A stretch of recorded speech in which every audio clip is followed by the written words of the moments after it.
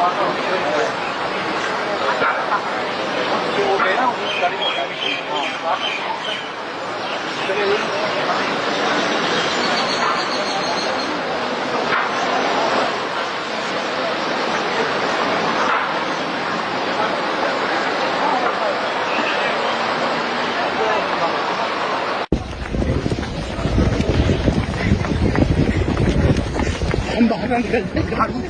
भागवत जाना है गेट पर हम यही से हेलो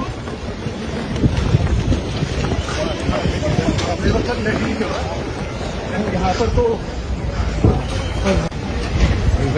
गेट बंद कर दो, गेट बंद कर दो,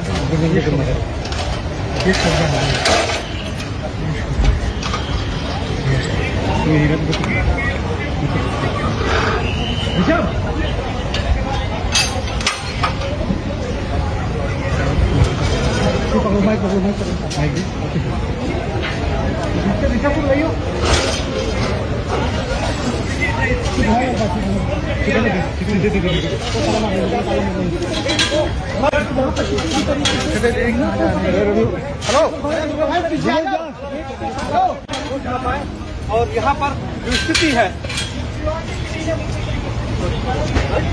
संसद भवन के भीतर छात्र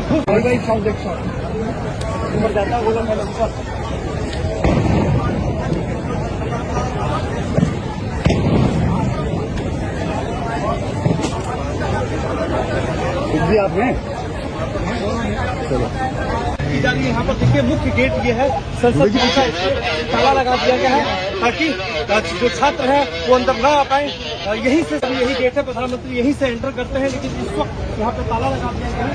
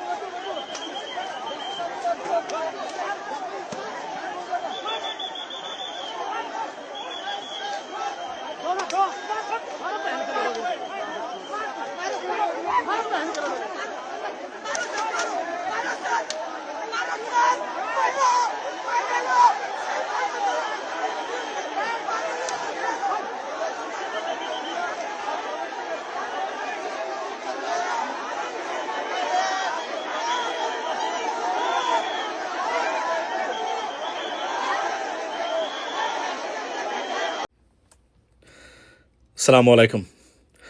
Good evening, ladies and gentlemen. I think it's good morning in Bangladesh right now. So,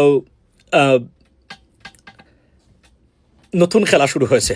নতুন খেলা সেটা হচ্ছে যে সাউথ এশিয়াতে দুর্নীতিগ্রস্ত ডিকটেটর ও গণতান্ত্রিক যত সরকার আছে এবং ব্যর্থ সরকার আছে, সেই সরকারগুলোর বিরুদ্ধে যে গণ আন্দোলন বা আপনার মুভমেন্ট হচ্ছে, সর্বশেষ সেই মুভমেন্টে যুক্ত হয়েছে অবশেষে Bharat, which was most likely, definitely, এবং এটা যে কোন কারণে কভার আপ করার চেষ্টা করেছিল ভারতের নরেন্দ্র মোদী গভর্নমেন্ট। ভারতের এই মুহূর্তে সবচেয়ে sensation in Indian politics and online cockroach Janata party, তারা ভারতের সংসদ অভিমুখে যে আপনার লং মার্চ বা যে প্রতিবাদ প্রোটেস্ট তারা করেছিল, সেটা নজিরবিহীনভাবে অন্য লেভেলের আপনার মুভমেন্টে টার্ন নিয়েছে। লেডিস এন্ড জেন্টলম্যান, পরিস্থিতিটা এতটাই জটিল ছিল যে আপনার নরেন্দ্র মোদী ওনার সিকিউরিটি যারা আছেন, সিকিউরিটি স্টাফ যারা বা সিকিউরিটিতে যারা নিয়োজিত, তারা তাকে এখান থেকে তুলে নিয়েছেন বা দৌড়ে তারা সংসদ ভবন থেকে বেরিয়ে গেছেন। এই ধরনের অবস্থা এখানে সৃষ্টি হয়েছে এবং সারা পৃথিবীর মিডিয়া সেটা কভার করেছে। নরেন্দ্র মোদীর পতন, আমি আজকে বলি, মানে শেখ হাসিনার পতন আজ অথবা কাল হবেই। এই যে কনফিডেন্সটা আমার ছিল এবং আমি বলেছিলাম, আজকে আমি এই ভিডিওতে বলে রাখি, ভারতের নরেন্দ্র মোদী গভর্নমেন্টের পতন দিস ওয়ে দ্যাট ওয়ে হবে, হতেই হবে। কেন হতে হবে জানেন? অনেকগুলা কারণ আছে ভারতের নরেন্দ্র মোদী গভর্নমেন্টের পতনের। নাম্বার ওয়ান কারণ সেটা হচ্ছে যে এই সরকারটা চরম দুর্নীতিগ্রস্ত এবং সাংঘাতিক সাম্প্রদায়িক এবং অর্থনৈতিকভাবে ভারতের বিপর্যস্ত হওয়ার অন্যতম কারণ, এবং ডিপ্লোম্যাটিক্যালি ভারতের কোনো গভর্নমেন্ট বিগত 40 বছরে এমন সিরিয়াস ফেইল হয় নাই। তার উদাহরণ আপনি ইন্টারন্যাশনালি যাওয়ার দরকার নেই, মার্কিন যুক্তরাষ্ট্রের সাথে সম্পর্ক কী আছে সেটা দেখার দরকার নেই, শুধু তার প্রতিবেশী রাষ্ট্রগুলোর প্রতি রাষ্ট্রের সাথে তার বর্তমানে যে সম্পর্ক আছে, ডিপ্লোম্যাটিক সম্পর্ক বা bilateral relationship, just look at those relationship ladies and gentleman, you can understand that. So ভয়াবহ একটা, এবং অর্থনৈতিকভাবে কতটা বিপর্যস্ত ভারতীয় অর্থনীতি, সেটা তারা অনেক কাভার আপ করার চেষ্টা করার পরেও ইন্টারন্যাশনাল কিছু ইনস্টিটিউশন আছে যারা এগুলো বের করে দেয়। এবং বলে রাখি যে ভারতের, আমি গত 5 দিন আগে সম্ভবত একটা ভিডিও আমার এখনো আছে, টিকটকে আছে, প্লাস হচ্ছে ফেসবুকে বা ইউটিউবে আছে, সেখানে আমি দেখিয়েছিলাম আপনাদেরকে ভারতের যে ইম্পোর্ট এক্সপোর্ট কীভাবে ডিক্লাইন হচ্ছে ডে বাই ডে। ভারতীয় রুপি এখন পৃথিবীর যে কোন দেশের তুলনায় সবচেয়ে মার খাওয়া রুপি, এবং পাকিস্তানের রুপির চেয়েও মার খাওয়া, অর্থাৎ এবং সবচেয়ে বড় যে সমস্যা সেটা দেখা দিয়েছে একের পর এক ভুল সিদ্ধান্ত লেখাপড়াহীন মানুষ দ্বারা রাষ্ট্র পরিচালনা করলে যার পরিণতি হয় তার একই পরিণতি হয়েছে ভারতের ব্যাপারে। মানে এসে বলেছিলাম ভারতের ব্রিক্সে যোগদান করা ভারতের পতনের, নরেন্দ্র মোদী গভর্নমেন্টের পতনের অন্যতম কারণ হবে।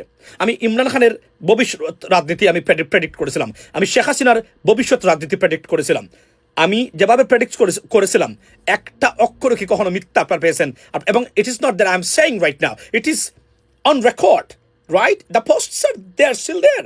সো আমি এটাকে প্রডিউস করতে পারবো। আমি আবারও ইরান যুদ্ধ নিয়ে আমি প্রেডিক্ট করেছিলাম, একটা প্রেডিকশন কি মিথ্যা হয়েছে কখনো আপনারা আমাকে বলেন, এবং আমি প্রমাণ করতে পারবো যে আমার এই এগুলা রেকর্ড আছে, যেহেতু ভিডিওতে আছে, পোস্টে আছে। এবং এই যে ককরোচ পার্টি, এটার বিহাইন্ডে অনেক বড় পাওয়ার আছে, এবং এই পাওয়ারটা নজিরবিহীন পাওয়ার। আমি আবার বলি, এবং এখান থেকে প্রমাণ হচ্ছে যে ইউনাইটেড স্টেটস গভর্নমেন্ট তারা যে স্ট্যান্ডস, যেভাবে ভারতকে দেখেন, এটা কিন্তু সুস্পষ্টভাবে প্রমাণিত। যদি মার্কিন যুক্তরাষ্ট্রের সমর্থন এই গভর্নমেন্ট কোনোভাবে না পায় বা ভারত না পায়, নরেন্দ্র মোদী গভর্নমেন্টের পতন টুডে অর টুমরো অনিবার্য। একটা যে বলে রাখি, হিন্দু ন্যাশনালিজমের উত্থান দিয়ে রাষ্ট্রে ক্ষমতা থাকার দিন শেষ, এবং ভারতের প্রয়োজনীয়তা মার্কিন যুক্তরাষ্ট্রের কাছে এত নজিরবিহীনভাবে ডিপ্লিটেড হয়েছে যে হয়তোবা তাদের আর দরকারই নেই ভারতকে, to be honest with you. Why I say that? Because মনে রাখবেন, প্রেসিডেন্ট বিল ক্লিন্টনের সময় থেকে যেভাবে আপনার ভারতকে অতি প্রয়োজনীয় রাষ্ট্র হিসাবে দেখা হতো। Why? Because of the Chinese presence here. Right now president Trump, he is dismantle, he shattered this kind of ideology, or আপনার যে থিম, যেটা উনি মনে করেন যে we can deal China by ourself individually, we don't need India's help.